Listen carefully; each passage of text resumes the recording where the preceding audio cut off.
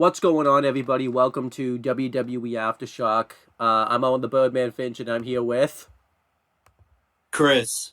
I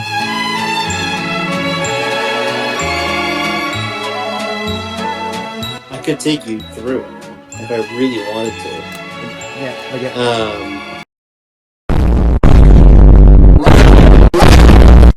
So, SmackDown was on February 16th, 2024, from the Delta Center in Salt Lake City, Utah. Yep. And Wade Barrett and Corey Graves were your commentary team. They were great all night long.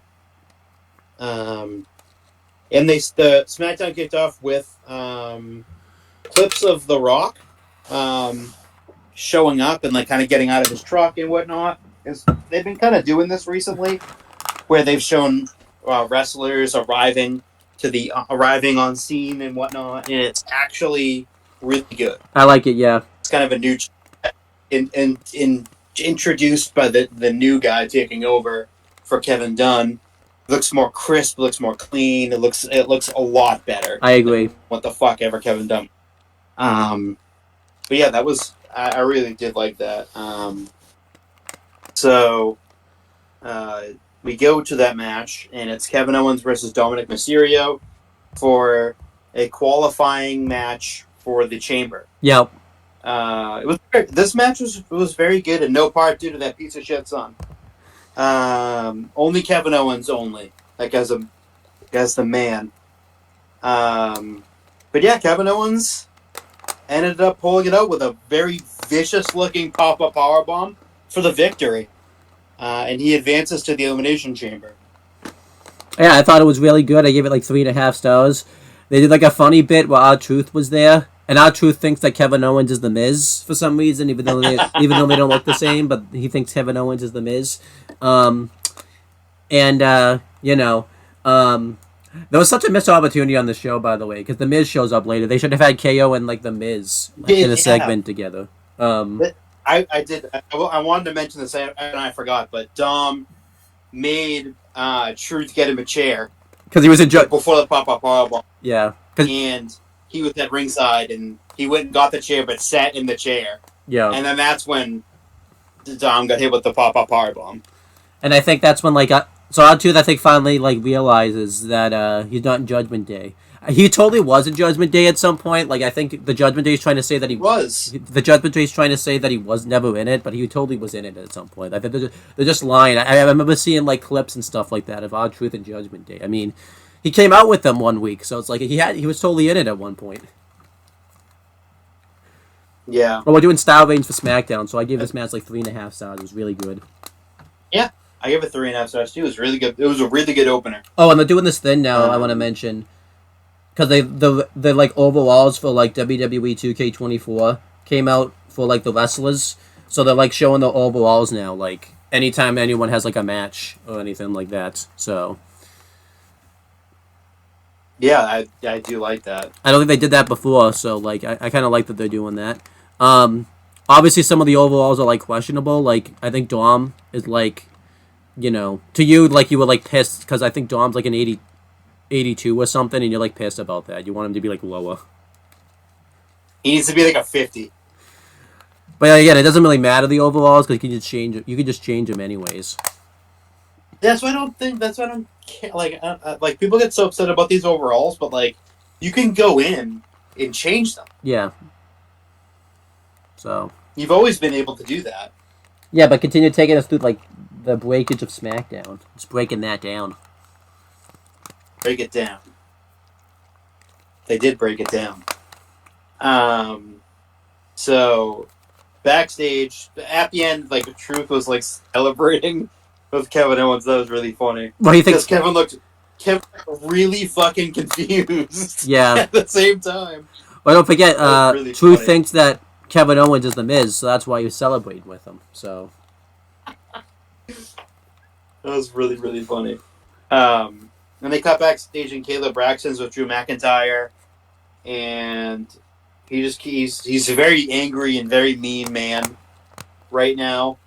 He's on a warpath, and then LA Knight comes up and starts, basically defending Punk in a way, which I thought was really cool. Yeah. And then he said that they should change Drew's T-shirt and put him on it instead, on the tombstone instead. And I thought that was really cool. And those one little interesting little tidbit. I think this is the first time they've been on WWE TV together, isn't it? In terms of like a segment, or I think they've had a segment, but this is the Rising from TNA. Yeah, this is cool. And if you remember, this was kind of, I mean, LA Knight had been in the business for a while, but that was like his first like exposure to like a TV audience was when he was in the Rising. And it's so real to think that he was, because LA Knight was really not like a star yet. Like he didn't have any of his catchphrases or any of that stuff, and like he was kind of a He was just a generic.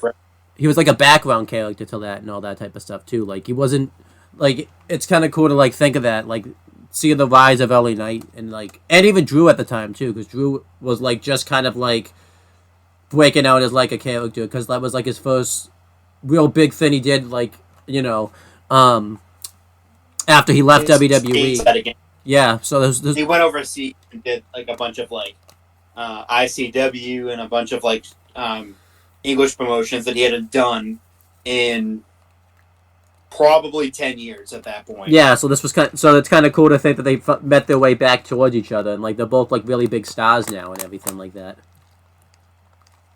Yeah, I thought that was very. I saw that and I was like, ooh, that's the Rising. That's very interesting. I wonder if they're gonna bring it up at some point. Not like, oh, we were in the Rising, but like we go way back. Like we've crossed. We were a tag team at one point or something like that.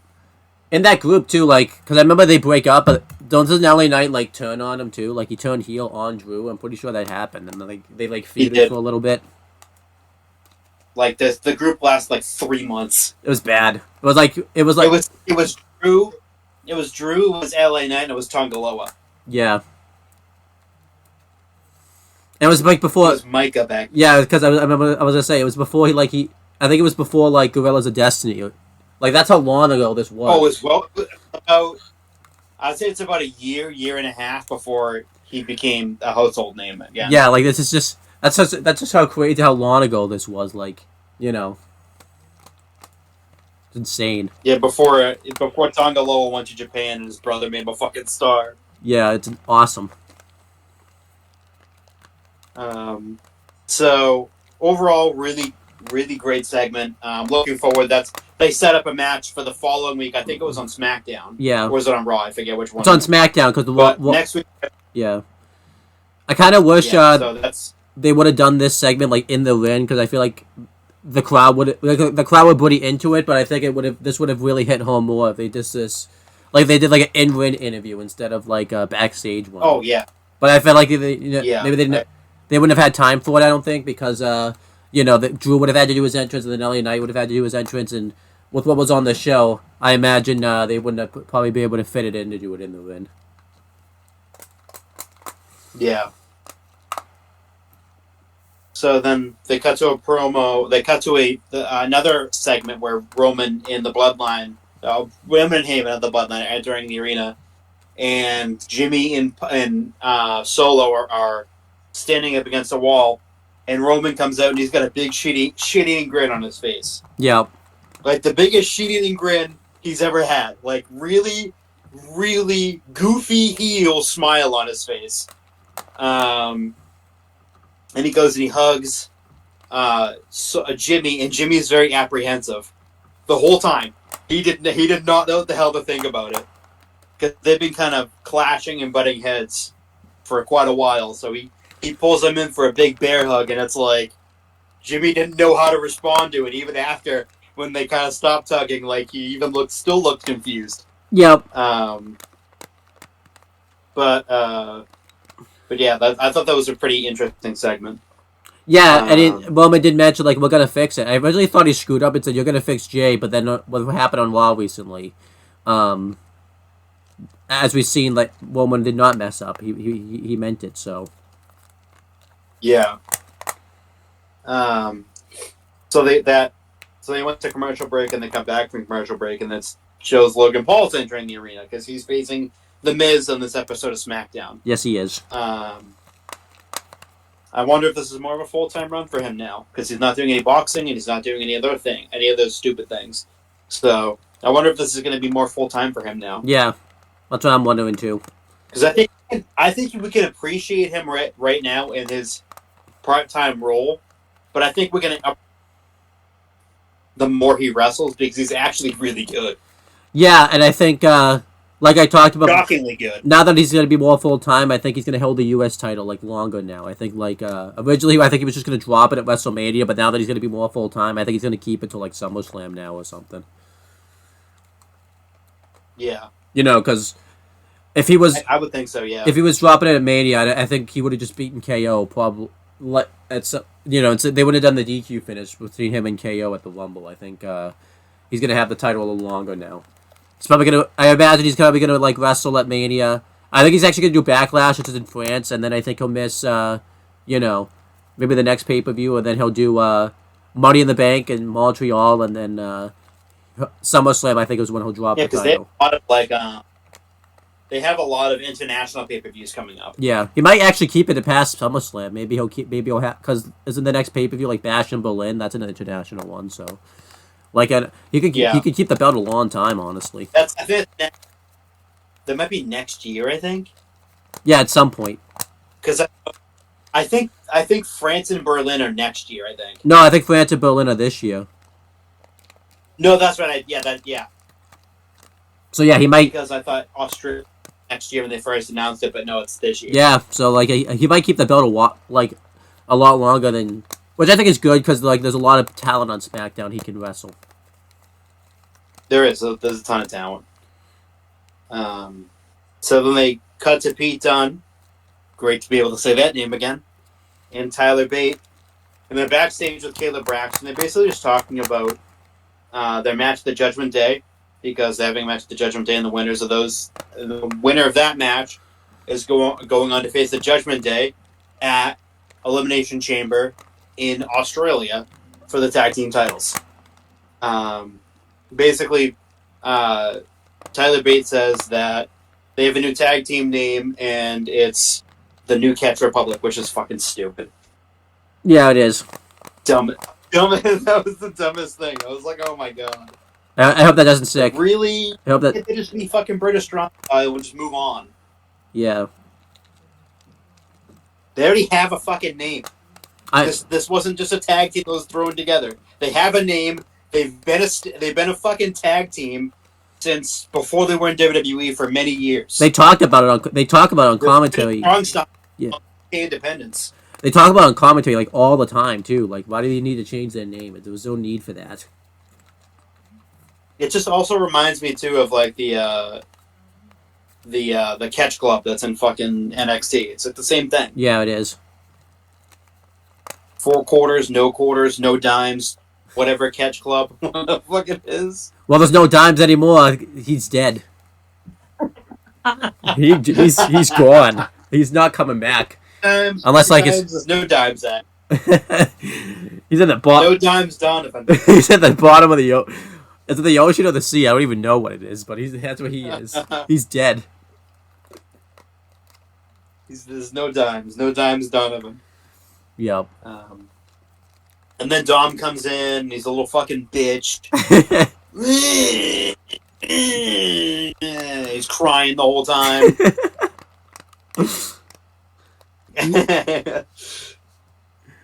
And then he fucking tells him the truth is not even the Judgment Day, which is fucking right!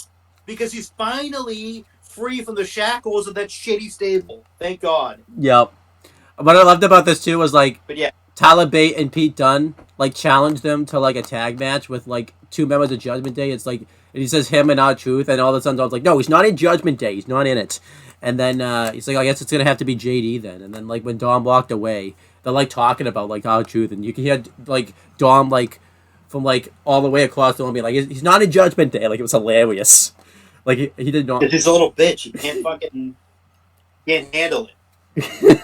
Babies lash out when they're children lash out when they've been spoken to like that. Yeah. I don't think Ray's ever spoken to him that way. I don't think Ray's ever spoken to him that way. That wasn't due to his amazing father.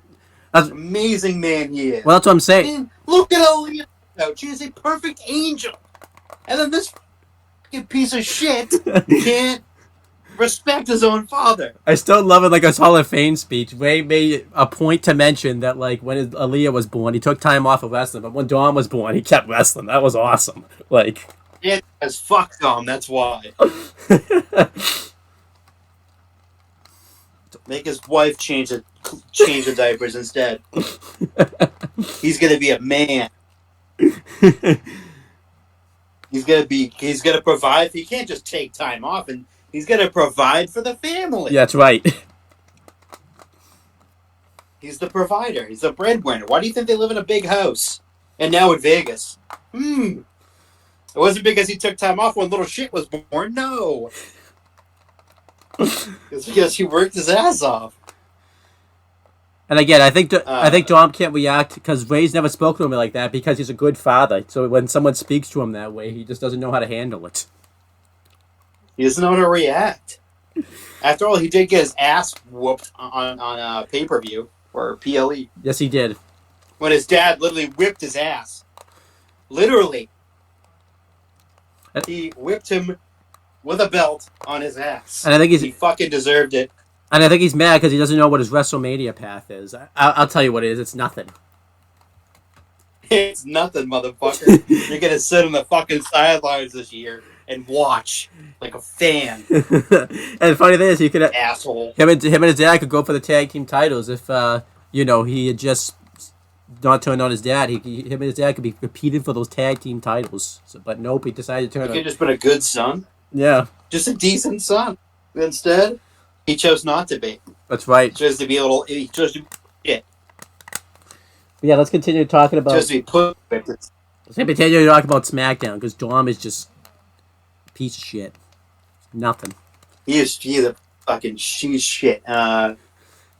So next we had Zelina Vega versus Tiffany Stratton. It was pretty predictable who was going to win. Yeah. Tiffany Stratton. Don't care. I mean, as soon as I saw the match, I was like, all right, it's obvious Tiffany's winning because she's like very new to the brand. Yeah, I thought this was like pretty good. It was a pretty good match. They showed like Legado del Fantasma in the crowd. So they played that to the finish where like Zelina attacked her, so it caused her to lose. I would have preferred the other way around, like behind the rest back, like Elektra would have attacked her, and then it would have led to Tiffany winning, but it didn't happen that way. They kind of made Zelina Vega look stupid right there. And that moonsault that Tiffany Stratton hit on Zelina looked rough, like awful. It looked really bad. Yeah, she didn't get enough bounce off that top rope. That was brutal. I feel like too. She hit her right in the fucking rib with her knees. Zelina might have been a little too follow too. Like I feel like Yeah, if she had just if she had scoops under like a little closer, yeah, it would have been a little bit more clean. But like, it just didn't look good. I still gave it like 3 1/4 stars. It was still like a pretty good match. It's a solid match. Yeah, I would like to see Zelina Vega fucking win a match. She comes up to a big reaction every week, and she can't win a fucking match. It's not her fault. It was Elektra Lopez's fault. Unless that's Zelina Vega's fault. That would have been funny. She just interferes in her own match. Yeah, the only good woman member of the LWO, because Elektra was fucking awful. Well, Elektra was never in the LWO. She was in Legado, not LWO. Well, yeah, the Legado. I guess, yeah. They were the same entity at one point. That's true. But yeah, that's still pretty good. It's okay. Solid enough. I guess the right person won in the end. They're pushing Tiffany Stratton to the moon right now. So and then they kept the moon, and they kept the feud going between like Elektra and Zelina, so that was good. It keeps that. Yeah, I mean, and they keep LWO versus Legado are the money feud right now. So, and they're just waiting for Ray to come back. I think Ray's coming back in a few weeks, probably. Yeah, I imagine what's gonna happen is they're gonna do like an 8-person like mixed tag. And Legado will win that match, and then that's when Wade will come back. Yeah, I think he's due to come back not relatively soon, but like soon enough. Like before Mania, I think he'll be back. Yeah, and they'll do like Santo. Definitely, I could think like a tag match between Legado and LWO at Mania with Ray in it. I kind of want Dom to be in it too, so that way Wade can just kick his ass again. He should. And Dom should get squashed and eat the pin. Elimination tag and Dom gets Everyone, elimination tag and Dom gets eliminated in like a minute. And like Santos has to wrestle him. I'd rather Santos. I rather Angel and Umberto get eliminated, and then Santos gets eliminated, and then for 45 minutes, Dom just gets his ass beat by the LWO. Oh, that'd be good. So you think a big and Ray hits him with a 619. Then he wins. Yeah. And then Dom is like, "Oh, I'm sorry, Daddy. I'm sorry. Ray just I'm sorry. I'm ready to come back home again." And Ray just lets like let's go with the tag titles. And then Ray just doesn't listen. It's like too little, too late, buddy. And then Ray just kicks him in the balls. That'd be a DQ though. Ray would be eliminated. But the match would already be over. Oh, that's true. But yeah, let's continue talking. The match would already be over. Ray just kicked the nuts. Yeah, let's continue. Payback. Let's continue talking. They'll get back on track. Dom's just being a piece of shit's fucking us over right now. So then backstage, speaking of, Shawn Michaels isms, AJ Styles is backstage looking fucking like an emo goth now. Like what he was like when he lone wolf. Yeah, this is like he's lone wolf in it. Yeah, this is like what he was like. He's all black. Yeah, this is kind of what like what he was like a little over a decade ago when he did this. Like back in TNA, like this last thing he did before he like left, pretty much. And he's backstage, and they ask him if he's still a part of it, and then he gets up in fucking Carl Anderson's face, and then they just slap each other very stiffly, I might add. Yeah, right in the face. That was brutal. But yeah, it looks like it's kind of building to AJ against them, I guess. I don't know. It seems very weird. Yeah, it's also weird too, because like I feel like this should be a bigger deal than what it is. Like this should be like a Mania, maybe not a Mania program, but this should be like a pay-per-view type of program, like Elimination Chamber or something, because like AJ's been with these guys and everything like that. But I think the plan is for LA Knight versus AJ Styles at WrestleMania. I think a lot of plans changed when Roman didn't face The Rock, because obviously that was the clear plan, but then everyone chanted we want Cody, and then Logan Paul, I think being more full-time, kind of changed plans of what they're going to do with the U.S. title at WrestleMania, so I think they're going to go with LA Knight versus AJ Styles instead. But so I don't know, it's really tough to say though. I feel like to the OC haven't really been much of a factor. Mia Yim has, but not really like Gallows and Anderson anymore. It kind of feels like they're a little bit back to like, they're booked better than they were, like when they were kind of like a non-factor, like before they left WWE the first time around. But I feel like they're just really not much of a thing anymore, which kind of sucks because they kind of just spinning their wheels on. Yeah, that's why I said like a little bit ago I think they're getting released just because they're not doing anything with them. Like, yeah. I feel like if this was in Japan, it'd be a bigger. Anderson just had another son, so that he was gone for a little bit. And then Gallows got hurt, so he was out for a while. That kind of coincided with Carl Anderson and his wife having their child, their fifth boy or so, whatever, Coast, around that time. So he was kind of off TV, being a dad again. And it just like, it felt like they kind of gotten lost in the shuffle. They had that big epic return, and then it's like, they were really focused heavily on TV for like months. Yeah. And then once the Judgment Day was over, it was like, because then AJ got hurt too. They were gone. AJ did, yeah, because they were supposed to have that big program at Mania, I think, with Judgment Day, I believe. And AJ got hurt. AJ got hurt, and it just fucked everything up. And then they have like these stop-start things where they're on TV. Now it looks like they're going to be fucking broken up, which again, like, I'm not a big fan of it. Yeah, I am not either. I feel like Gallows. It just doesn't need. Yeah. Just use them properly. That's all you had to do. Yeah, I agree. It would have been awesome to see them all have like gold. Yeah, like AJ's. Like it was in New Japan. AJ US champion, Gallows and Anderson. Well, also it was also at that time too, where like they just merged the tag belts, so they couldn't win like any of the tag belts or something like that. And because the Usos had both of them. Oh. Yeah, and then the women's belts. I don't think they could do anything. I guess they could have had because Mia Yim Willie wasn't in a. She hasn't really. She also came in at a bad time because there's no one that she could feud with for the women's title, like and take the title from. Like she have to go to NXT for that. Yeah, Rhea's in a huge program right now. Yeah, Io and Bailey have been in a huge program, so it's like I don't know. But anyhow, that's about it for that. It's enough of that. It's enough. Enough of that. Enough of that bullshit. So they cut to commercial break and they come back from that commercial break and it's it's Damage Control and they're talking about basically how they're gonna embarrass Bailey at WrestleMania.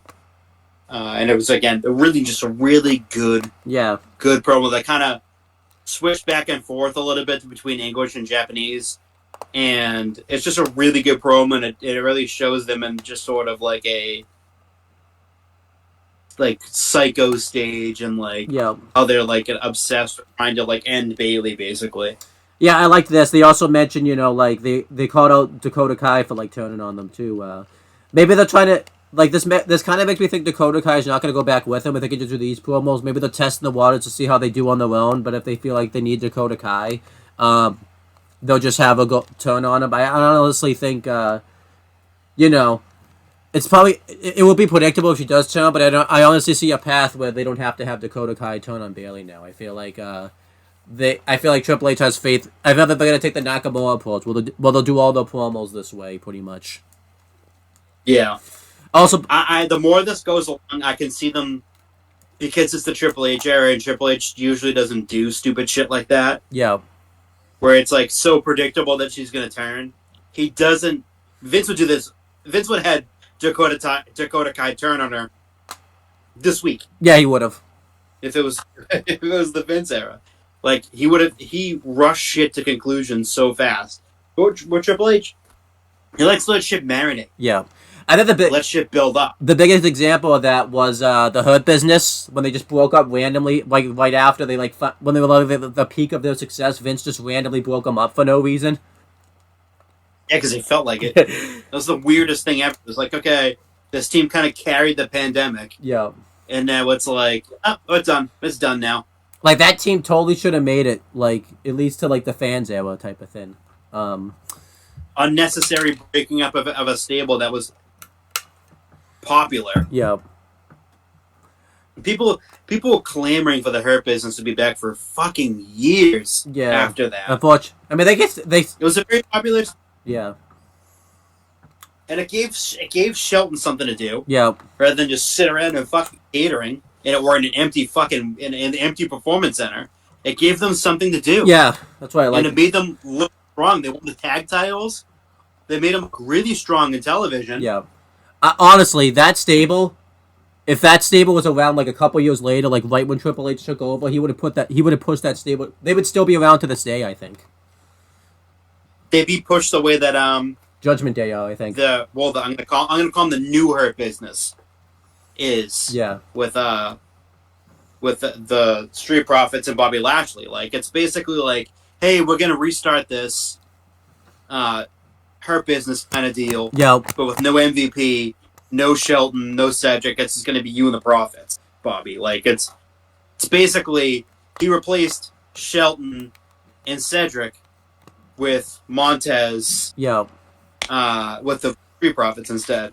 And funny thing is, they were meant to be heels, but they got so over. Triple H had to turn them face. That's how good it was. Like, they did. I feel like to a big example of like something not working in the Vince era. Like, don't forget Judgment Day. Remember we kept saying, "Oh, Judgment Day's totally breaking up now" because it was in the Vince era. Then Triple H took over. He like saved that faction pretty much, where it's like it took a part of television. Oh, 100% he did.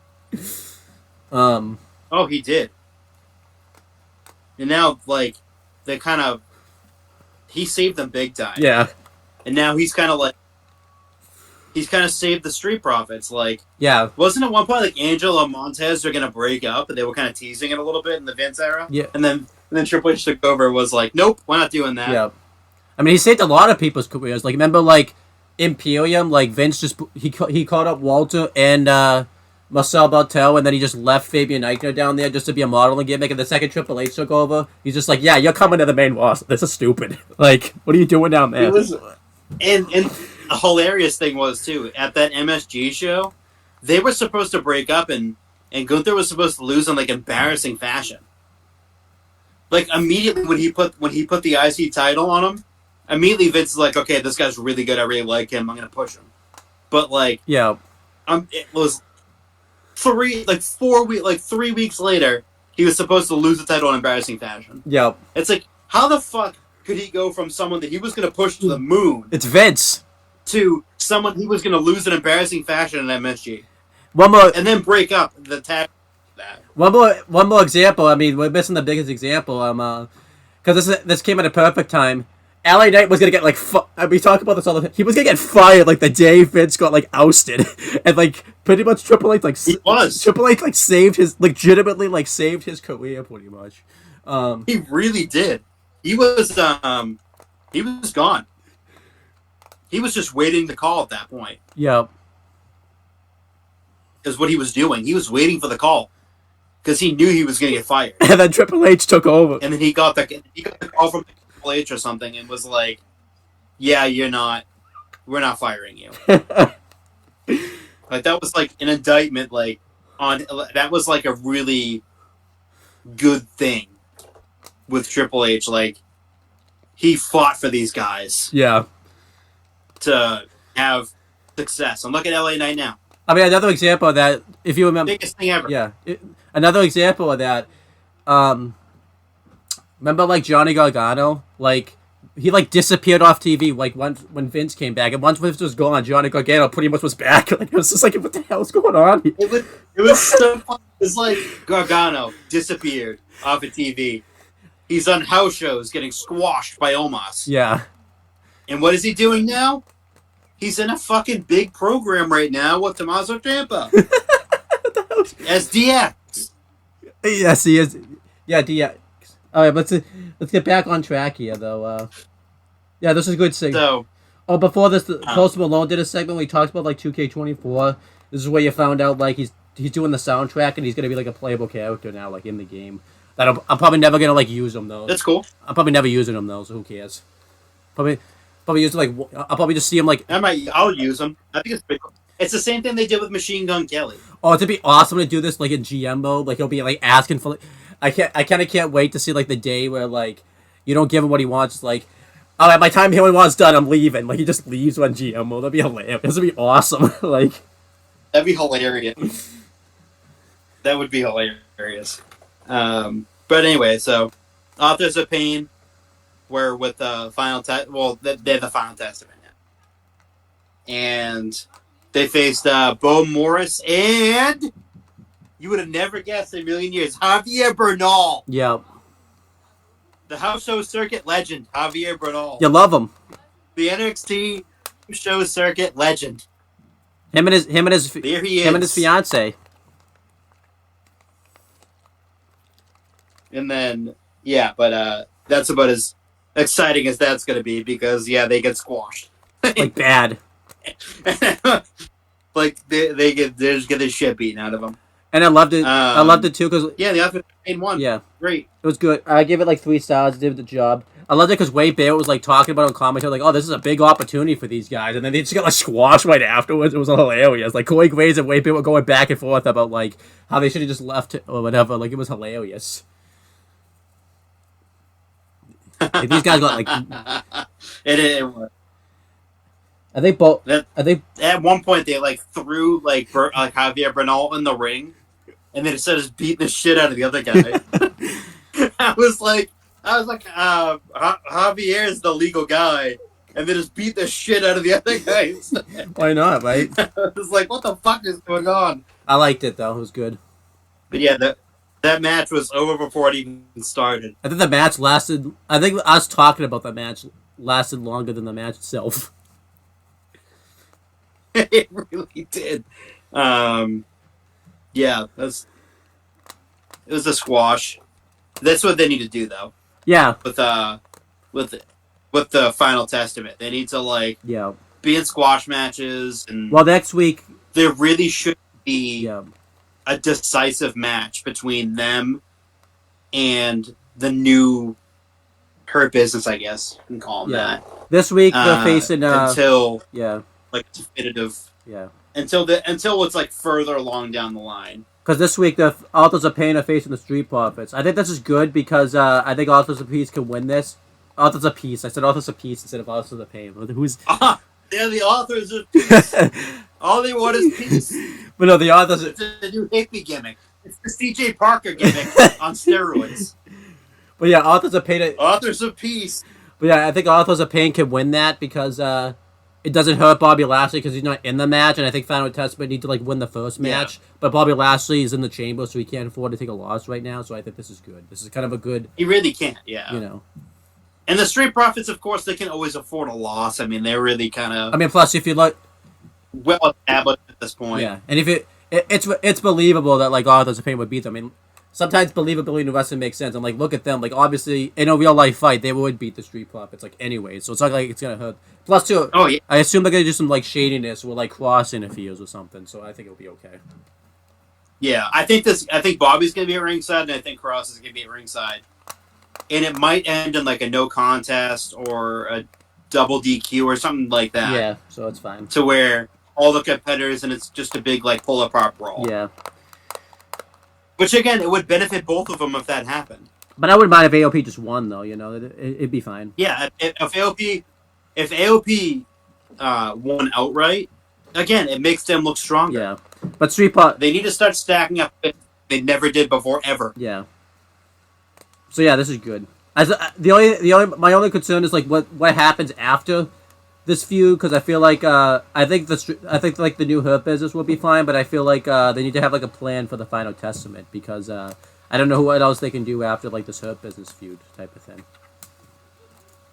Yeah, I mean, they'll probably find something for them to do. Yeah, they can face another face tag team or face whatever. Maybe it's the OC gets back together or whatever. Like. But like it's just there's a lot of ways they can go. Let's go to the next thing. But now, Byron is backstage with Logan Paul, and he tells Byron that this is his first ever live televised match, and that he tells everyone to go on to Twitter or X and hashtag Thank You Logan, and. Because they're going to see him knock out The Miz tonight and qualify for the Elimination Chamber and go on to rematch Seth Rollins at WrestleMania. And he would become a double champ. I thought this promo was pretty good on Logan's part. Yeah, I thought it was good. Yeah, it got over the fact that he's, he has a match with The Miz. And the fact that his intentions are clear that he wants to become a double champion. Yep. And, he mentioned, too, he could face Seth in a rematch because, obviously they faced last year at WrestleMania. So it's not like, he just wants to be champ. He wants to get revenge on Seth for beating him last year. So that was good. Exactly, yeah. That makes a ton of sense.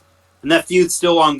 That feud can be taken to the next level, too. Yep.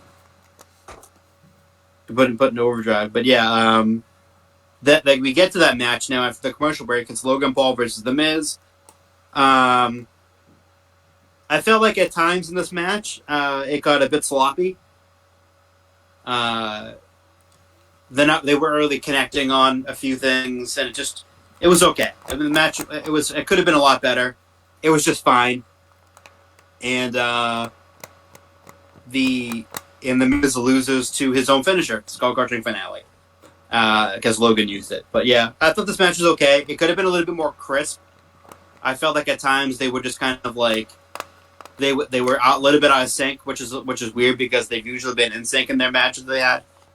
I just felt like it was just they were just a bit off in this match. Yeah. But overall, it was still solid. Yeah, I gave it so solid. I gave it like 3 stars. I'll give it a little bit of a pass because obviously The Miz had like an intense week that week, so maybe it carried over to his work a little bit because he's going through a lot right now. So I'll give it kind of like a pass and everything like that. Plus, too, it's the first time they've worked where like The Miz has been the face and Logan's been the heel. Usually it's been the other way around, so maybe that messed him up a little bit.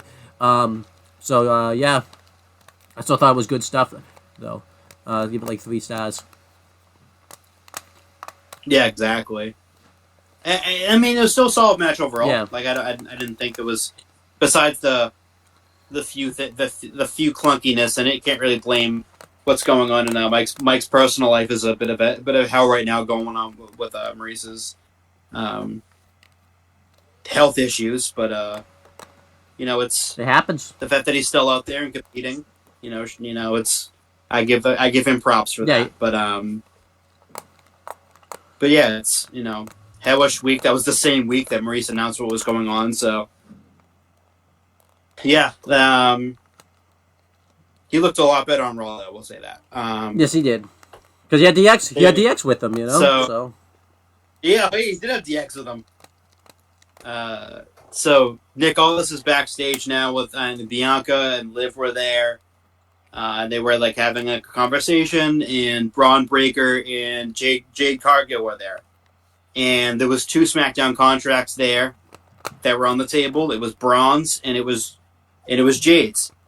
And then Tiffany comes in. Nick Aldis is in there too, and they were going to conduct business. And then Tiffany comes in, and she just starts complaining and whining, and then says, "Oh, who's she going to pin first and whatnot." And Nick Aldis, just being a businessman, was like, "This is not the time right now. I have to take care of this." And then he grabs one of the contracts, not both of them. He grabbed one contract, and then Jade and Braun leave. yeah, it's good. I felt like the segment was good. It felt like we were building up towards a big announcement for that for that night. Yeah. We felt like we were gonna get to a conclusion, whether it was gonna be one of them being signed to a contract or both of them being signed to a contract. Yeah. I feel like we'll get to one of them later, but I still think Jade's gonna sign to Raw. Because even though there's no brand split kind of going on right now, I feel like Jade. I feel like, it will make Raw look bad because I think SmackDown's gotten, like, the last 3 signings recently. Because they got Naomi, they got Tiffany, and they got, well, they get one on the show later. But I feel like, I feel like there's a lot, like we talked about before, the SmackDown division, women's division's, like, so loaded that I think Jade, like, desperately needs to go to Raw. Yeah, exactly. Plus, they just got Tiffany, too. So it's like, yeah, it would definitely be a very top-heavy division. Yeah.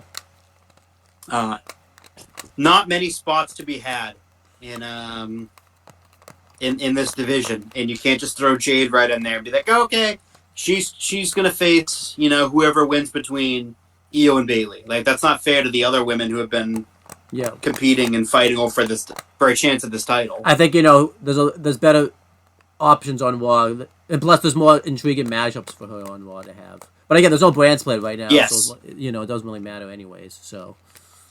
Yeah, I mean, there's a lot of intriguing options everywhere, but in terms of like signed to a brand, I believe I'm on the same page with you where it should be. She definitely should sign to Raw. Yeah. She could sign to Level Up though. We get to that. Oh yeah, she could go to Level Up or main event. Yeah, it'd be awesome. Well, sign on with the bump. The second to last qualifying match now. It's Naomi versus Alba Fire with Isla Dawn. I believe that Alba Fire was the replacement for Shotzi, who ended up getting injured during the NXT tapings. Yep. When they taped it last week, she had I think she. I mean, they're not announcing anything right now, but I think they're gonna wait till after tonight because we're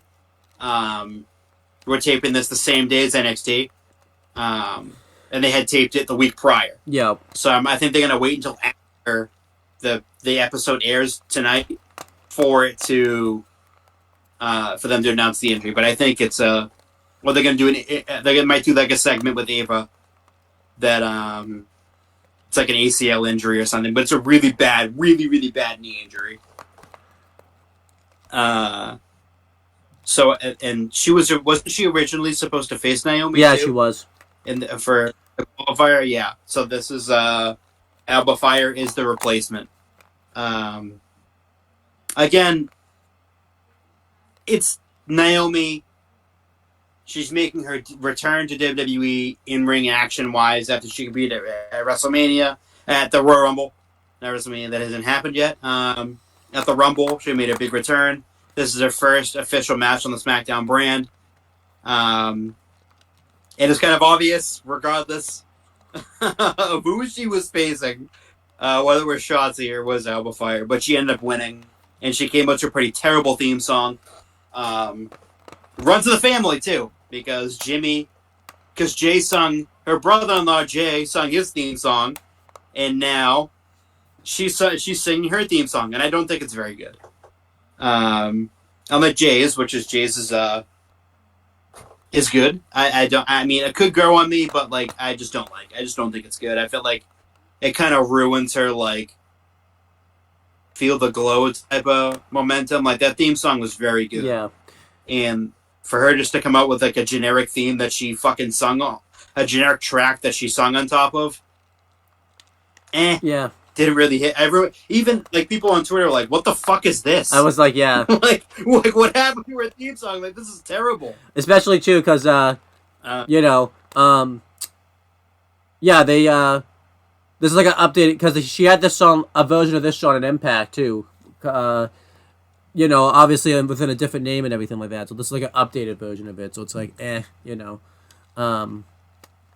It's just not... I mean, she's Naomi here. She's not, yeah, you know, Trinity anymore. So they had... She's Naomi. Naomi is feeling low. Like, it's... Yeah. Totally, it's like...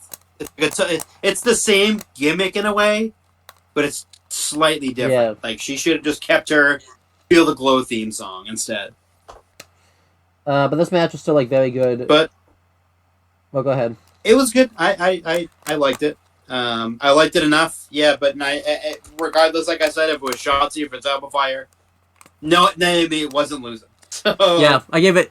she advances and takes the second to last spot in the Elimination Chamber. Yeah, so I give it 3 stars. It was good stuff.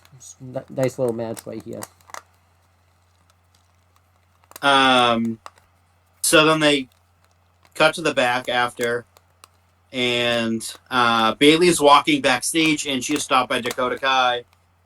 And Bayley appreciates what she did last week, but she doesn't really trust Dakota still, because she thinks that she's just going to turn on her anyway. Yeah, which I kind of like. Which makes me think now that she's not going to turn on her, because Bayley was, like, very wary of the fact that, like, hey, Dakota was really close with the other 3. She was kind of the one that brought him all in. She was kind of the one that brought in Asuka. She was kind of the one that brought in Kairi. So it was like, I kind of like how how Bayley was, like, kind of openly like, yeah, I know you're gonna turn against me, type of thing. Which I really liked. I thought that was, like, it's kind of in a way them saying, like, hey, this isn't happening now. Yeah, I like this a lot, you know. It makes the babyface look smart, too. Because in the Vince era, like, she would have, like, trusted her, like, right away, and then she would have turned on her, and, like, it would have been stupid, so... Oh, yeah, like, 2 weeks after that. Yeah. She would have been like, oh, yeah. Oh, I'm so happy you're back. You're my friend. Do you remember this happened, like, And then, like... Yeah.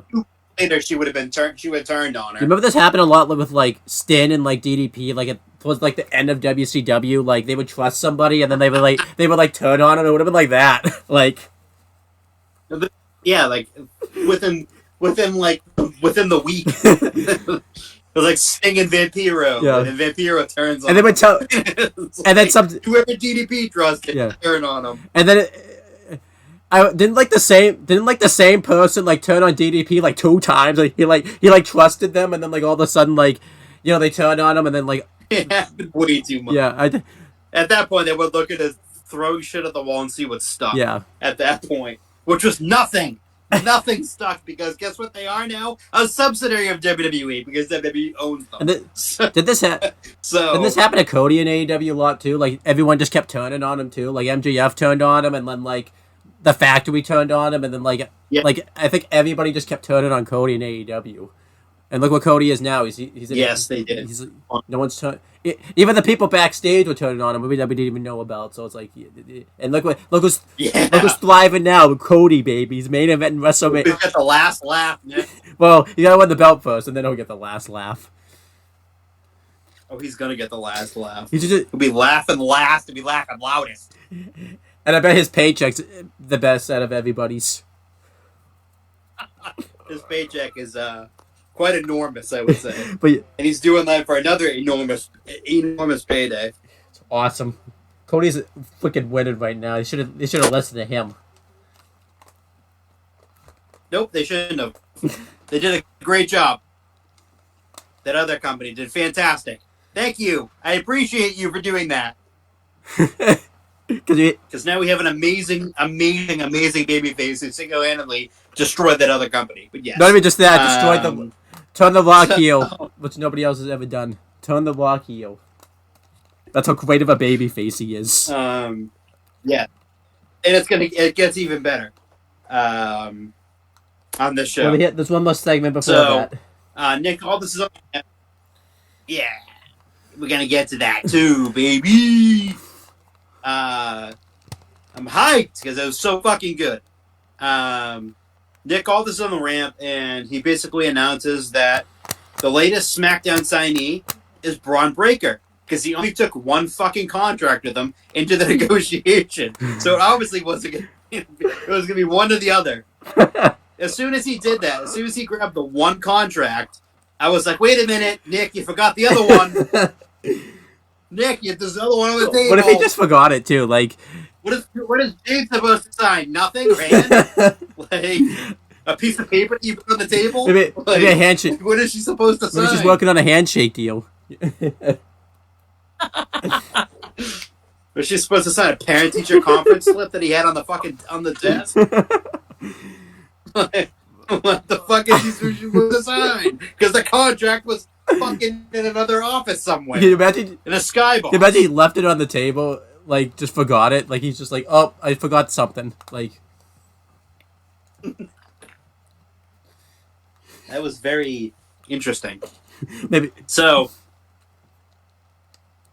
he brought the one contract in. Now, what if they fought over it to see who would sign it? But if he brought the wrong contract into the room, he brought, like, Jade into the room by accident, too.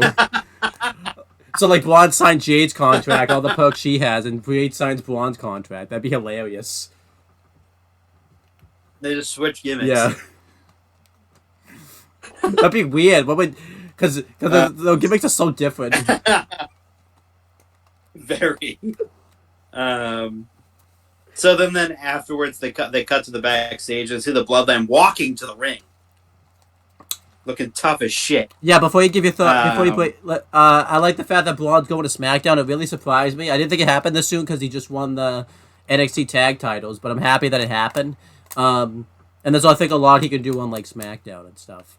I thought he'd go to Raw, because Walter doesn't have an opponent anymore. I thought he would kind of fill that Brock Lesnar role, but I think from the news I've been seeing lately, I think they're going back to a certain program, which we'll talk about later in the show. Yeah. So Roman's music gets first. He comes out, and it's the Bloodline. It's Jimmy. It's Solo. It's Paul Heyman. It's Roman. They come out to a chorus of boos, and so Roman gets on the mic, and then the crowd starts chanting Cody, as a pretty fucking massive Cody chant. And Roman with a quick quip was like, "Oh, you mean the guy that ruined everything? But we're gonna fix everything tonight." And I was like, "Ooh, this is getting interesting."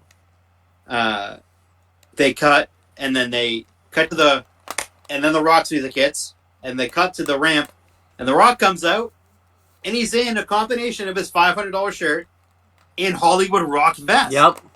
That was extremely interesting. That popped me hard. I was like, damn, they are really leaning into this, like, heel gimmick for the Rock. They randomly cut to commercial break.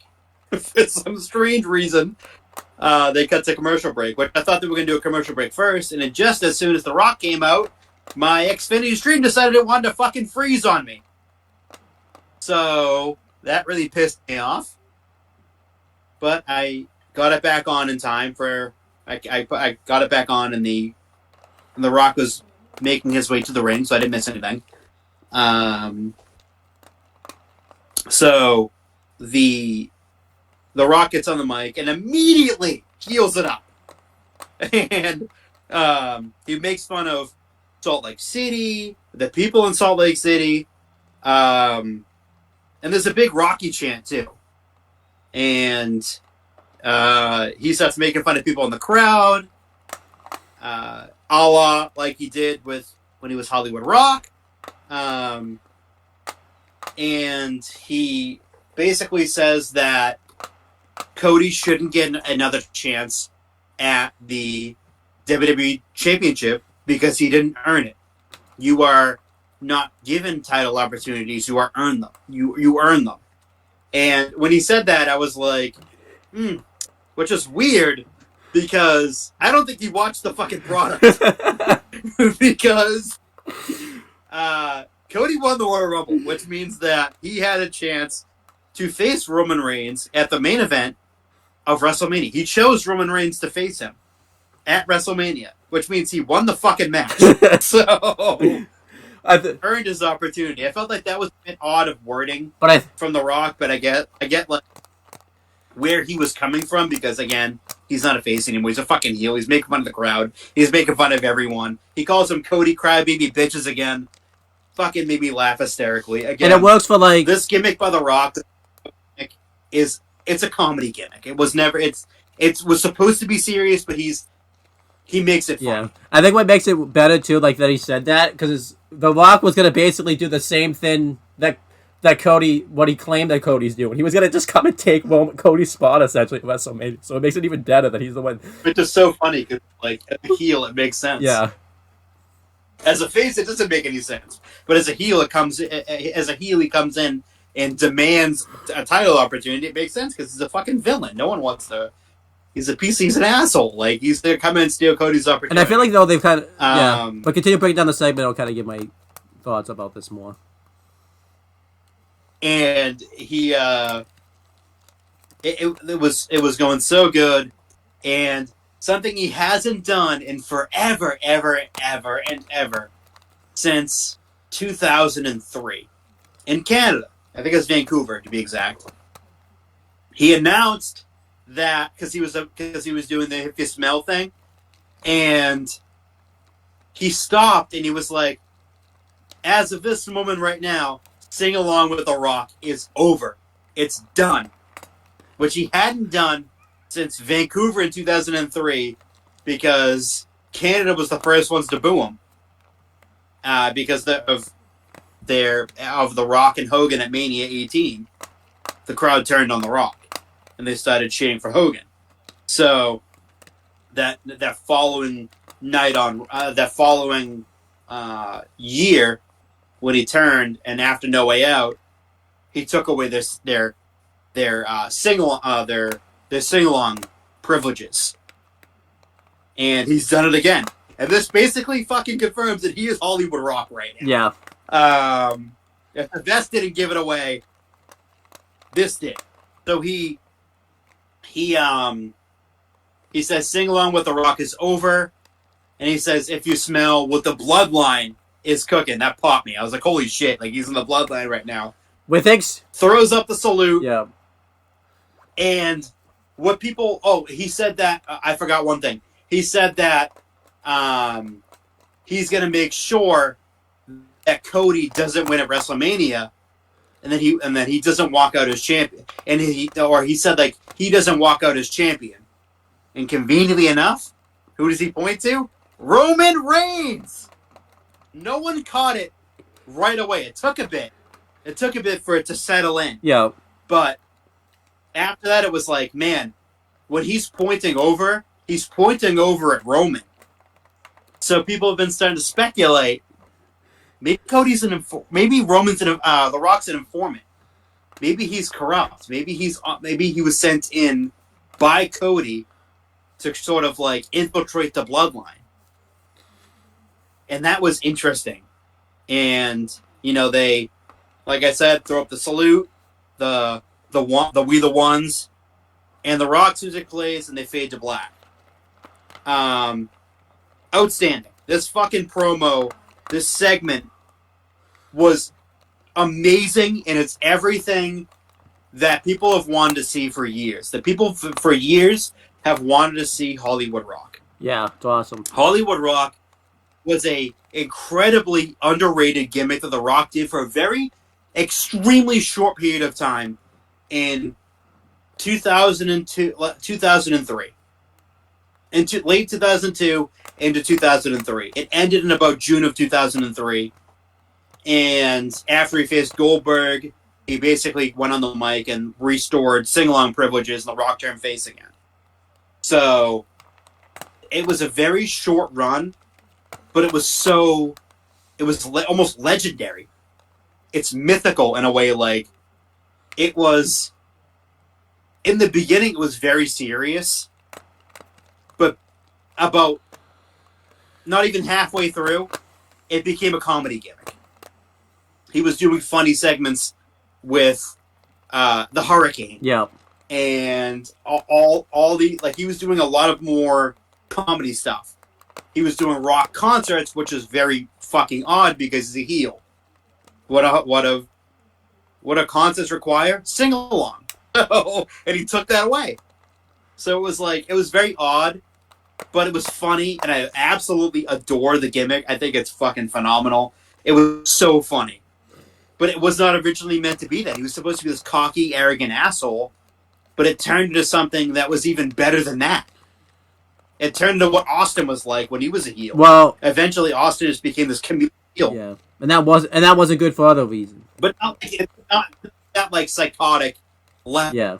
But like in terms of like, hey, this is supposed to be this serious heel gimmick, and all of a sudden now Austin's making you laugh because he's playing a fucking banjo. Yeah. Like, that's what it basically became. Yeah, this world, I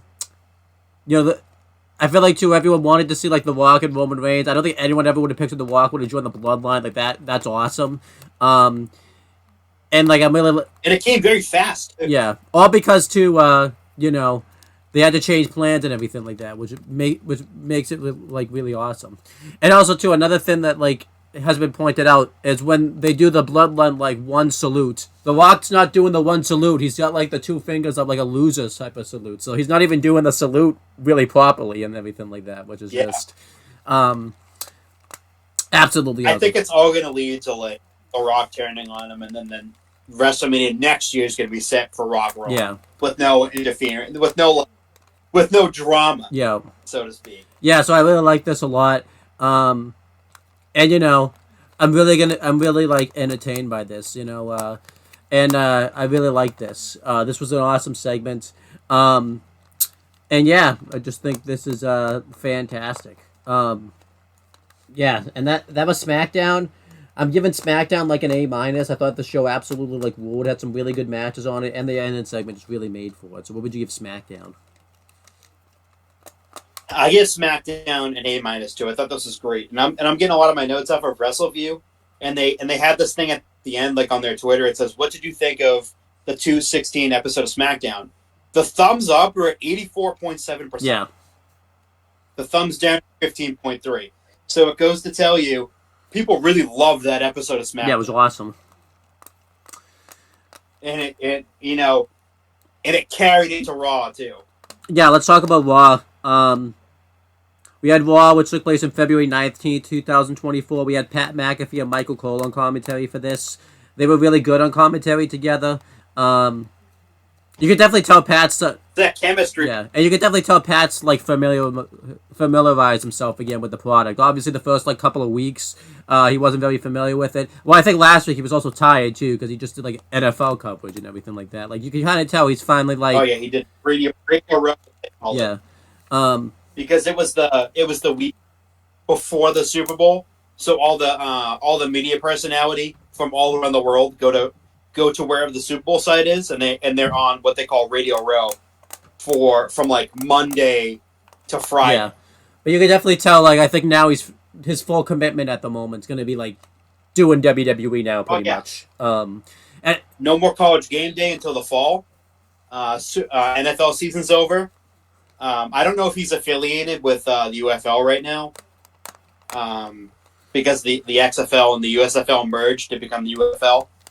I don't know because he was a part of the XFL broadcast, so I don't know if he's doing that. Probably not. But you can. But we'll see. You can definitely tell. He was full timer. He's full timer. Yeah, but you can definitely tell here, like he's definitely like familiarized himself with the product now, which is awesome. So, oh yeah, he definitely did. And you could tell because of the Rumble, it was very. I didn't hear it, so he kind of knew something.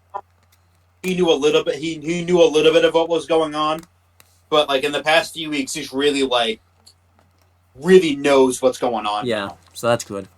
I hope he sticks around like at least until like college football comes back and everything like that. I hope he'll be. I think he'll be here till about August. Yeah, what's up, time? Because college season starts 1 week earlier this year. Instead of being August, I think 30th. I think it's been pushed up a week prior to that.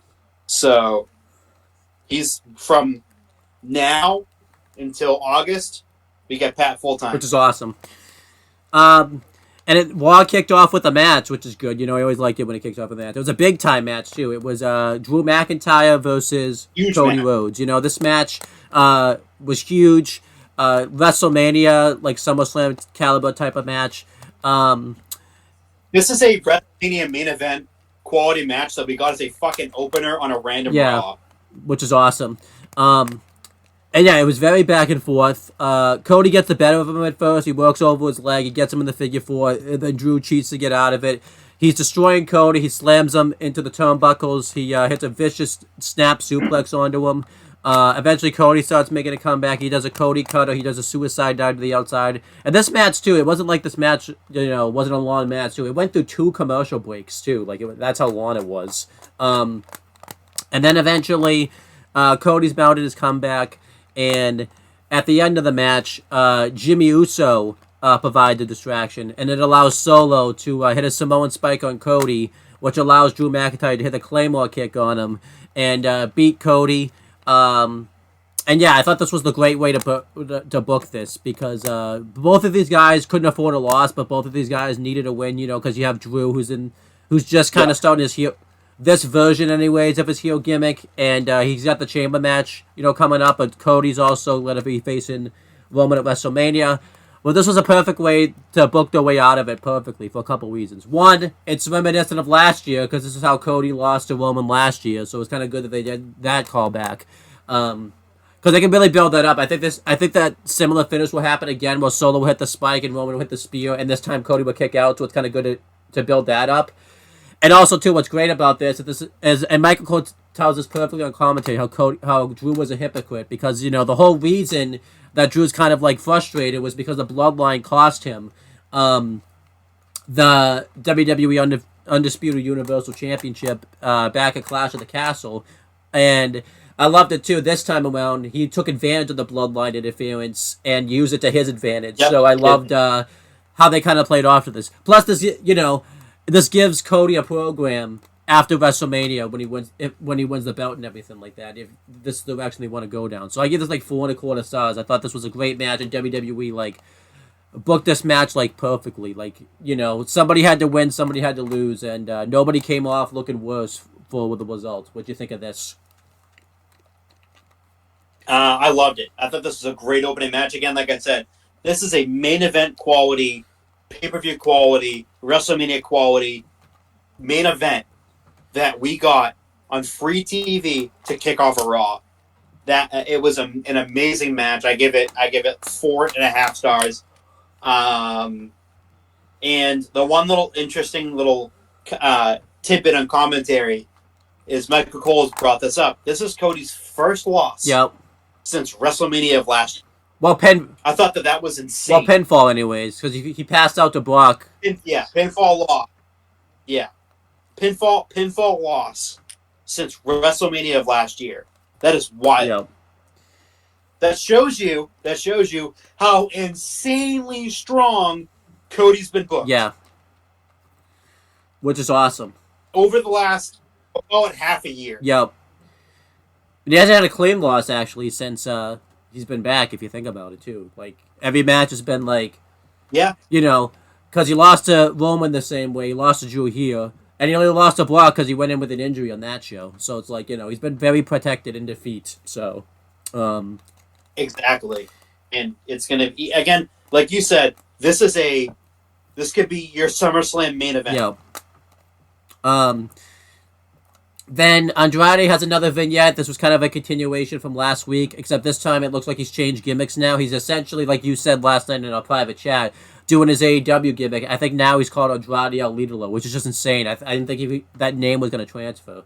And I kind of like the fact that he's doing this AEW gimmick because I think it's going to get a lot more attention on WWE and everything like that. And I think they're going to book this better. Like, when he tried doing this gimmick in AEW, it just never really like connected, and it was never really given a chance to connect. I feel like in WWE, they're actually going to give this like a chance. Wow.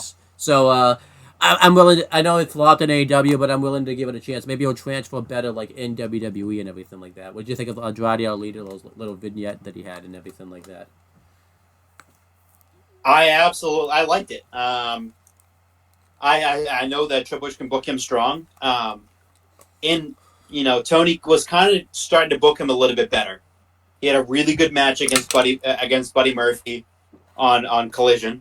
I thought they had a great match, but then it like kind of regressed again and went back down to nothing. But in terms of like, I think that in terms of WWE, I think Triple H can book him very strongly. He's going to be a face from what I've read, so it's kind of like, again, just transferring the gimmick as constituted as a babyface. What he was at the end of his AEW run was a babyface. He was, and you just basically transfer. I thought he was a heel because he was with CJ at the end of his AEW run. Was he meant to be a babyface and Miro was? I always thought it was he was a heel because CJ was a heel, so he was a lot. I don't know. I guess he was. I don't know. Whatever it was bizarre. But anyways, he was a face for a little whatever. But like that face part of his gimmick is going to be. It's basically just transferred over to WWE now. Yeah, it is a shame that AEW finally started on booking better. It was I think it was just too little, too late for him at that point. I think he already made up his mind. He was good. Yeah, he already has mind made up. I mean, his mind was made up long before. Yeah. But yeah. Then Cody Rhodes is backstage. He's like struggling to catch his breath because you like Samoan spiked. Trainers are checking on him, and then Seth comes in, kind of gives him like a little look, like, "Hey, we should be working together." But they don't really speak or anything like that. He just kind of walks away. So, good little segment right here. Kind of builds up like they could be working together. So this is good stuff. What do you think of this? I liked it. I feel like there's going to be a certain hand animation soon enough where they put their hand into a fist and then they do the thing where they put their hand in and the other guy puts their hand in because he said he's going to be his shield. You know that group? Yeah. Would he be a shield? Would Cody be a shield member technically then, or no? Was that how it works? Yeah. Okay. Then we had a last chance women's elimination chamber qualifier battle royal. For some reason in my notes, I forgot to write battle royal, so it was just a qualifier apparently. So it's no battle royal. Just qualify for nothing. Yeah. Good battle royal. They did some decent stuff in it. They had Maxine Dupree get eliminated first, and they did like a funny bit where like it looked like Chelsea Green was gonna get eliminated, but it didn't happen. Raquel Rodriguez returned in the battle royal, which made the battle royal very predictable that she was gonna win. They did a lot of like spots where Zoe Stark and Shayna worked together. They redid the Rumble spot where Natty with Tegan Knox, but this time Natty was the one that eliminated her. I don't like that they did that because that kind of ruined it at the Rumble. It kind of felt like they just kind of 50-50 themselves there. Yeah, exactly. They had Elektra Lopez eliminate Zelina Vega, which caused... She was, like, distracted. She was, like, mouthing off at her, which caused, I think Elektra to get eliminated. That felt like very Hogan 1992 type of shit right there, which I didn't like. I feel like it should have been the other way around. Like, Zelina should have eliminated Elektra, and Elektra should have caused Zelina to get eliminated, but it didn't really work out that way. And then it came down to, like, the final four, which was, like, Zoe Stark, Shayna, Raquel, and Mia Yim / Michin. I don't know what she is anymore. Raquel and, Zoe and Shayna worked together to eliminate Mia Yim. And then Raquel was able to overcome it and like eliminate both of them. And Raquel won the battle. Well, no, she didn't win the battle royal at that point because then Chelsea Green came back and then she tried to eliminate Raquel and that failed. And then she just eliminated Chelsea Green. That was weird. It was like a good battle royal. We give it like 3 stars. It was kind of boring in places because it's a battle royal, but it was also like I feel like there's some stuff that like should like I feel like Zelina should have lasted longer. I feel like it also felt like the crowd really didn't care. Maybe this was in a bad spot of the card because like it was right after the Cody Drew match, but it didn't really feel like the crowd was really invested in this battle royal, which really didn't help it either. Oh, another great part of the battle royal was Michael Cole and Pat McAfee were like freaking out over the antlers again, which was awesome. Like Michael Cole was like, you know, Pat McAfee's like, so what is Valhalla's chances of winning the battle royal? Like, well, she doesn't have the antlers, so she ain't winning. And then like. Right when she got eliminated, she's like, see? She should have put the antlers on. It was hilarious. It was all... You know what? 3 1/4 then, just for that Michael Cole line right there. That was awesome. I think Michael Cole would have had an erection if Valhalla wrestled the whole match with the antlers I don't on. think he would have been able to, like, control himself. Like, yeah, what'd you think of this? Nothing beats the Rumble where she had the antlers on and fucking Cole screamed in orgasmic joy. You know what WrestleMania? I feel like you know what WrestleMania. She's gonna come out with the antlers, and Michael Cole is gonna be like, "Oh my gosh, he's gonna lose his mind." Like, oh, he's gonna lose his mind. I feel like they need to do a match for Valhalla with the antlers, just so Cole can like react to it. That'd be awesome. What do you think of the battle royal? What do you think of the battle royal, though? It was okay. I mean, originally the original plans were for Jade to win. Yeah. So she's going to be in the Elimination Chamber, but again, it just didn't make any sense for her to be in it. Yeah. So they took her out, and I think she was supposed to be where Raquel was, but looks like Raquel's doing good now from her autoimmune, her immune, whatever. She had some sort of like immune thing going on with her. Yeah, we talked about it recently. But yeah, it's great to see her back. It kind of, like you said, it did make it very predictable that she was going to win. But you know, she deserves to be in it. I like her a lot. I think she's really good. But yeah, it's nice that she's back and that she won. There you go. Then Jey Uso's backstage. He talks about how he's going to win the Intercontinental Championship. What'd you think of that? That was good. Yeah. He seemed like he seemed happy. I like that he's happy, you know? He seemed very happy. Then they did like a sit-down interview segment with Rhea Ripley and Nia Jax. This was like the split-screen version where they're both in different rooms and like the commentators like interview them. These segments can be like very hit or miss. Sometimes they're really good and sometimes they're just standard. This was kind of like in between that. It was good.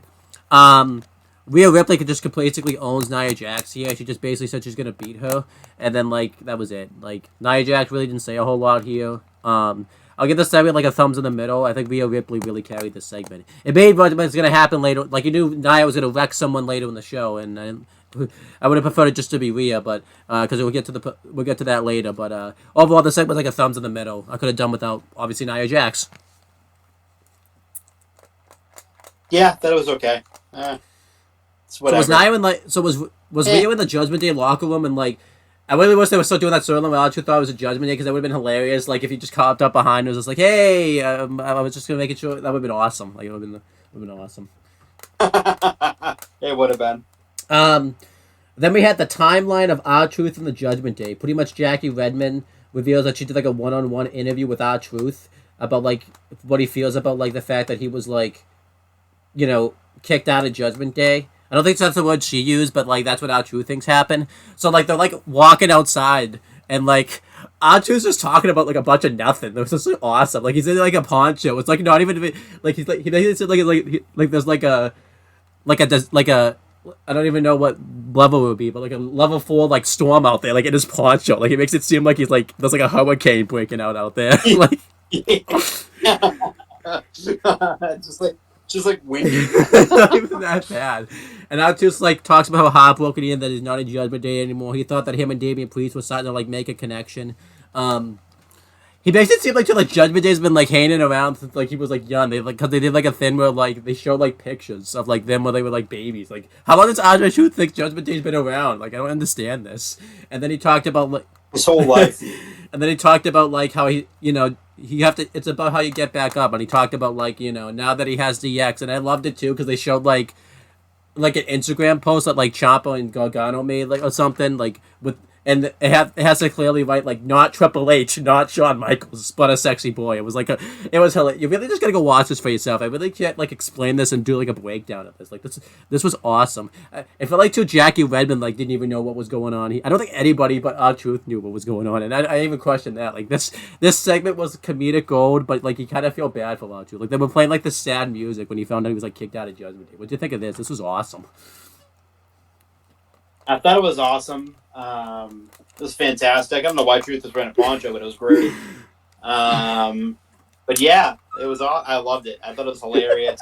And we find out at Truth does his entrance, he still has a fucking poncho on. But it's not even playing it inside. Like, what the hell is he doing? Does he think it's raining? You know what it is too?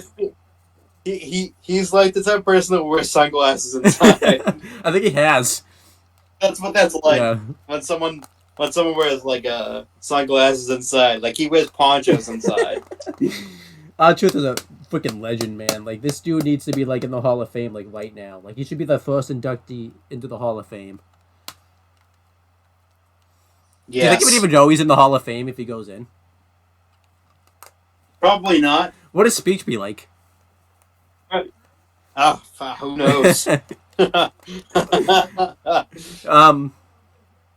By the way, so what's gonna happen if like the real DX show up? Well, who would he think they are? I don't understand this. So DIY. I guess so. Then they did a segment with like Michael Chandler where he called out Conor McGregor. This was like awesome because like the crowd was hyped for it, but it was just really random. You know why this happened, but it's just really weird. What do you think of this? Yeah, because their partnership with UFC. But yeah, I thought it was okay. And it was right around this time, too, they announced that they were having it was like a 4-year contract with the Honda Center, where they were last night in Anaheim, for the next 4 years, which means AEW can't run that fucking venue for the next 4 years. But you loved that. You were like laughing at it. Like, oh, that was hilarious. I thought that was so funny. That's such like a petty thing to do, too. Just to sign a fucking a lease agreement with the Honda Center, just so your other competitor can't use it. Yeah, that's why a lot of people think they signed Jay Cargill, so that because so AEW couldn't have them, so Yeah, but whatever. This is all. And then Chad Gable's backstage. He cuts a promo on Ivo and says that he's gonna take him out for him trying to like destroy Alpha Academy. And then Ivo did a backstage segment where he said that the gods want to like sacrifice like Alpha Academy. It's like okay. This is good promos here, but Ivo's just weird. Yeah. It was okay. Then we had Awesome Truth and DX. And it's DX, don't tell me otherwise. Our Truth said it was. Versus the Judgment Day. This match was very good. They dominate Triple H for a while. And then eventually, everybody starts mounting a comeback. And I mean, this had to be DX because he already did the crotch chop. I mean, that's totally DX if that's the case. They did the crotch chop, which was and then funny. they dominate Shawn Michaels for a while. I don't know how Shawn Michaels felt though. He had to be in another tag team for the night. I wonder if he's gonna like turn on Triple H again. And then R-Truth gets the hot tag. And it looks like he's going to be like Damian Priest in various places, but it doesn't happen. Eventually, Damian Priest lays him out with South of Heaven, and I was just very sad. I felt very sorry for R-Truth here. Poor guy. I gave this like 3 3/4 stars, though. It was very good. I just felt bad for R-Truth. Yeah. It's depressing for R-Truth. Not very sad. So, good to see Triple H and Shawn Michaels wrestling again, though. That's awesome. You always like to see them wrestling. But, it's just very sad for R-Truth. And then Sami Zayn did an interview where he basically talked about, like, how he still wants to find a path to get to WrestleMania, and he's willing to find any path to do it. He says that he's going to move on from Drew McIntyre because he realizes that like that's just gonna make him lose his path to WrestleMania. This was a good promo by Sami Zayn. He's just being a very kind soul, which I like. So, what do you think of this? Yeah, it's a kind soul. Nice man. Then Becky Lynch does a promo. She talks about how she feels like she's the best that she's been in her career, and she looks forward to facing like Rhea Ripley for the Women's World Championship at like WrestleMania. And then Liv Morgan comes out and says she's on a revenge tour because she's looking forward to getting revenge on like Rhea Ripley for everything that she did to her last year. Which not one person in that crowd cared about that promo. Like they just did not care. There's a great was a great story there, and they could have. I actually didn't even care either. I'm just like, I usually have like someone that says like story means more than the star power, but I'm just like, yeah, Becky's a better option. So it's like, yeah, no. And then Raquel Rodriguez comes out and she has to basically remind them that there's another. Pat McAfee had to keep reminding like the wrestlers that like, yeah, you forget like Nia could be the champ too. So Raquel had to kind of explain that, which she didn't really do a good job of. And then Naomi came out and said that she's here to be champ. And then Tiffany Stratton came out and said that she's better than everybody and everyone's old news. And then Bianca came out and she just talked and then everyone just fought and that was it. This was good. Liv Morgan really brought this segment down, though. Her promo was good, but, like, it really brought the segment down for some reason. It was just weird. What do you think of this? It was okay. It was very clusterfuckery, but yeah. Plus, too, because this doesn't make sense because, like, they're supposed to have a brand split. They, like, went out of their way to kick out Jimmy and, like, Solo out of the building because they're not supposed to be there because they're on a different brand. But everybody here was on, like, everybody here was in like a different brand. They did it was kind of funny, but they did this weird bit where Bianca and Becky just fought for no reason too. Like the segment was like a thumbs in the middle. Liv really, I don't know why, but Liv really brought this segment down. I don't know what happened. What do you think about like Liv's performance here? For some reason, it just brought the segment down like drastically. Like it made everyone not care about this segment anymore when she came out there. I'm like, oh, and then it gets worse. I forgot about this. Nia Jax comes out to like wrecks everyone and buries everybody in the match. That was terrible. No, that was the worst. But Liv really brought the segment down. But it was a mediocre segment at best. They should just have Becky just come out there and talk. Then Walter did a promo backstage. That was awesome because he's Walter and he's great. And then Shinsuke Nakamura did a promo talking about like how Sami Zayn needs to stop feeling like sorry for himself and stop putting the attention on himself. And he said that he's going to defeat him next week on Raw, which is Shinsuke was kind of mean to Sami Zayn here. This is weird. Yeah, I agree. This is really weird. Well, the segment was good. It's just like Shinsuke's just mean. Like Sami Zayn's a kind soul. He didn't do anything wrong. Like he's a fucking weird guy. Then we had a really good match. It was Ivar versus Chad Gable. This was really good. I gave it like 3.5 stars. Nobody got an entrance. Ivar got more of an entrance than Chad Gable did, but that didn't matter because Chad Gable won. He made him tap out to the ankle lock, but this was like really good. And the reason I think they're doing this is they've been running Gable versus Walter again on the house shows, and it looks like Gable is going to get back in that IC title mix, which I think is awesome. This was really good. I give it like 3.5 stars. As you should. Yeah, what'd you think of this? I liked it because Gable won. Then Drew gets interviewed. He's like being really delusional. He like talks about like how he had to like focus on like the bigger picture instead of like focusing on past stuff that happened and everything like that. And he said that he's going to like save the World Heavyweight Championship and like talks about how like he saved the main event of WrestleMania, which is not true. What do you think of this? It's nice. No, he wasn't nice. He was mean. You're very mean. Why are you saying it's nice? Mean people. You said it was nice though. Mean and nice at the same. Could be multiple sides to it, though. Then the New Day do a promo backstage where they challenge Fabian Aichner and Marcel Barthel to a street fight. This was awesome. It's good. Yeah, I liked it. It was a good. I liked that match was happening. Then we had the main event. It was Walter defending his Intercontinental Championship against Jey Uso. By this point, I think Walter had broken like not just the IC title record, but like. He's broken like Pedro's like cumulative IC title record, like he destroyed it. Walter's just destroying all the records, which is awesome. This is a very good match right here. Actually, it was a great match. I give it like 4.25 stars, which was awesome. Very back and forth. Walter destroyed Jay throughout the beginning portion of the match, but Jay made a great comeback. He just spams spears on him at some point, and then he hits a splash on him. But unfortunately, Jimmy Uso wins the bell, which was predictable. This was going to happen, and they try to kick Jimmy Uso out of there, and Jay hits a dive on him. Jay goes for another splash. Walter gets the knees up, and he rolls up Jay, and he gets the pin and wins the.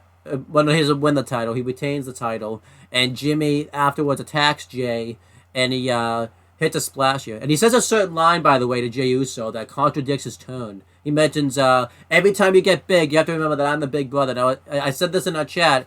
I thought Jimmy didn't care about Jay's success. I thought he just didn't want him to be the tribal chief. So, yeah, they already kind of ruined the whole reason he even turned to begin with. So that's stupid.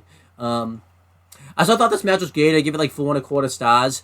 The only thing I didn't like about this match was I think Walter should have beaten him with like a finisher or something instead of like the knees. I think he should have beaten him with like the powerbomb, the clothesline or something. I think it would have made Walter look a little stronger. I didn't mind Jimmy interfering. But, you know, it happens. The match at WrestleMania is looking like it's going to happen now. I don't know how they're still going to get there because Jimmy's done this before where he's cost Jay a title and nothing came of it. So I don't know what's going to come of it this time. Maybe he's just going to be sick of Jimmy like interfering in his behalf or something. I'm not really sure. Maybe Cody will like bring Jay as backup, you know, on SmackDown one week, which will be cool. To see Cody like Jay face off, but yeah, overall, what do you think of this IC title match here and everything like that? I thought the match was great, 4.5 stars, great match. But yeah, like Jimmy interfering made sense. Finish is really, really weak. Makes Gunther kind of look a little bit weak. In that way, that he needed help from Jimmy to win. I wouldn't mind. But yeah, I thought the match overall was. I wouldn't have minded like the help. I just wish he would have beat him with like the power bomb or like he hit the clothesline right afterwards instead of like the knees because that kind of made him look a little weak. But although during Jay's entrance, Pat was doing the fucking the Jay thing, and Gunther just turns around and stares at him, and then Pat slowly gets back into his seat. It was awesome. Maybe that'll be a Mania match. Yeah. You don't think you want that? Pat versus Gunther with Pat winning? I don't think... Yeah, but does Pat want to take a Walter chop, though? That's the big question. Like, ooh. He's got to think about his choices there. He could just do a quick little roll-up and win. Good. Squash, baby! But yeah, also, there was reports that Jay was supposed to win the belt, but they decided not to go for it. Which I'm okay with. You know, I think this worked out pretty well.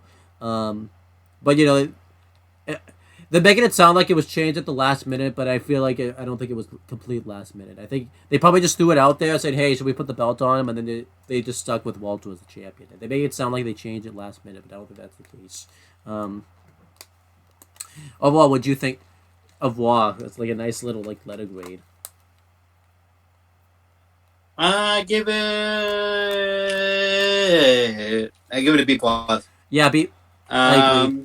You know, Nia Jax ruins it, and it was not SmackDown. Huh?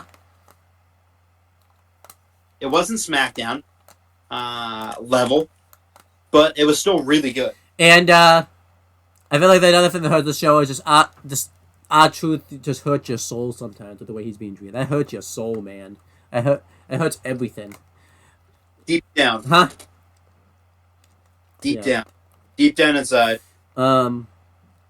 But yeah, that's basically the show. We have a couple of news things to break down. It looks like Drew might be re-signing. We talked about this last week, but Drew looks like he's going to sign a new contract. They've extended his contract a little bit to like May because he was injured. I think because he missed Mania to like Money in the Bank, right? So he missed a few months. Yeah, he missed quite a while to the extent. Again, it doesn't. I mean, I don't know. There's some places that say he has, and there's some who had. I don't know. No one knows. So the biggest again, we'll see if he's there in August, then he's resigned. I think the biggest thing I've seen is the fit. It's like he's having fun with his gimmick, and it's making him. It's like making him thinking about re-signing too, because of how much he likes his gimmick right now too, which I think makes sense. I feel like if he wins the belt at Mania, he might be re-signed too. And then yeah, and they're just keeping it yeah. quiet. And then I see reports that Seth and Becky haven't re-signed yet, but I don't really think that's anything to worry about. You know, I feel like they are gonna re-sign. The only one I could see not re-signing is maybe like Becky. You know, obviously because she might want to do other things. But I feel like, you know, once one resigns, I think the other will resign. But I just don't see. And again, they could just resign. Becky can work a part-time schedule and do whatever she needs to do. You know, take care of it. You know, right now, Rue has been living on the road basically since she's been born. Yeah, so they might sign and then take a little bit of time off until SummerSlam, just to be at home with their especially daughter. Seth, because he's like hurting too right now too. So, and then yeah, because I mean we all think he's going to lose the belt at Mania. So, but then obviously I see other people's contracts up. I think I saw Finn Balor's contract's up soon. I feel like he'll resign. I don't see him not resigning. Just because he's been booked very. If this was still in the Vince era and he was being booked that way, I could definitely see him not resigning. But I feel like with how things have been going for him recently, I think he'll resign. Who else did I just see recently? It's somebody in NXT's contract that's up pretty damn soon. I'm trying to remember who it was. Dijak. That one's obvious. I think that one's up in the air. I could definitely see him resigning, but I could definitely see him not resigning. Like, you know, want to go to the Indies for a little bit and everything like that. Maybe go to Impact, but I don't think that's going to be an option anymore. You know, I felt like the company will still be around, but you know, yeah. When we talk about this, yeah, a lot of because this might be a WWE thing. We might see a lot of Impact talent come to WWE soon because a lot of them yesterday posted like like an hourglass thing showing that they're not going to be an Impact much longer. So, and if Scott DeBoer and they we can cross Vander off of that though. This is shady. So Anthem on their pages, the social media pages said Josh Alexander re-signs with TNA.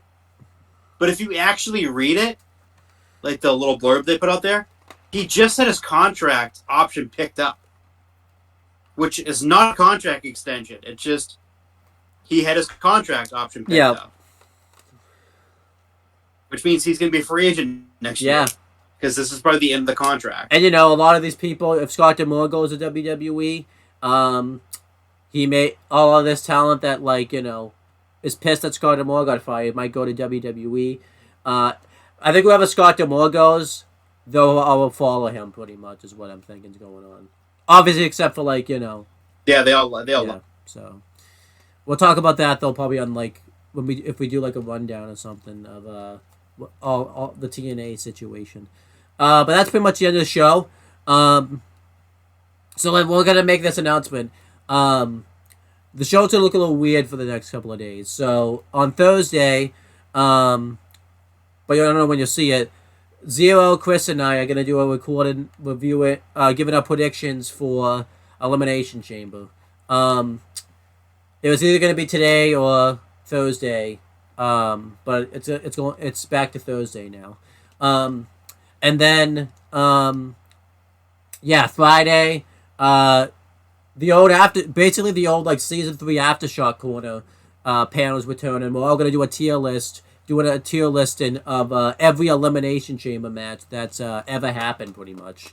So that would be a fun one. And then some point next week, Chris and I will do a follow-up show where we review just NXT and Elimination Chamber. And maybe a level up, depending on my mood.